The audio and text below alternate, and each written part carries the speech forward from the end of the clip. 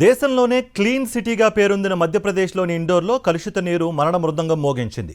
కలుషిత నీరు కారణంగా 11 మంది ప్రాణాలు కోల్పోయారు. 1400 మంది తీవ్ర అస్వస్థతకు గురయ్యారు. 149 మంది హాస్పిటల్లో చికిత్స పొందుతున్నారు. మృతుల్లో 6 నెలల చిన్నారి కూడా ఉంది. ఇక పాలల్లో కలుషిత నీరు కలవడంతో ఆ బాబు ప్రాణాలు కోల్పోయాడు. మరుగుదొడ్డి వద్ద మంచినీటి పైప్లైన్ లీకేజీ వల్ల ఈ ఘటన జరిగినట్లు తాజాగా వెల్లడైంది. కలుషిత నీరు తాగడం వల్లే మరణాలు సంభవించినట్లు ల్యాబ్ టెస్ట్ రిపోర్ట్స్ స్పష్టం చేస్తున్నాయి.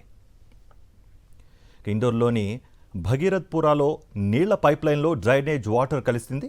మంచినీళ్ల పైప్లైన్లో కలుషిత నీరు కలుస్తుందని ప్రజలు మొరపెట్టుకున్నా అధికారులు పట్టించుకోలేదు. ఈ నిర్లక్ష్యం కారణంగా 11 మంది చనిపోయారు.